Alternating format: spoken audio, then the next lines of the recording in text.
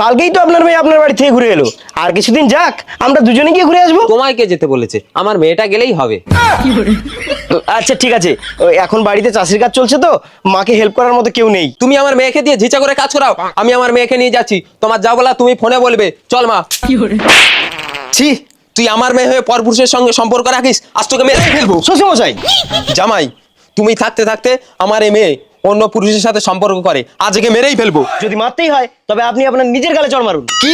হ্যাঁ শ্বশুরমশাই, একটা বিবাহিত নারী তার স্বামীর ঘরে থেকে যতটা সুন্দর ও পবিত্র থাকে, ঠিক ততটাই অপবিত্র ও নষ্ট হয়ে যায় সেই মেয়েটা বিয়ের পর বাবার বাড়িতে। কারণ বাবার বাড়ি হলো এমন একটা জায়গা যেখানে বিয়ের পর মেয়েদের কোনো নিয়ম শৃঙ্খলাই থাকে না।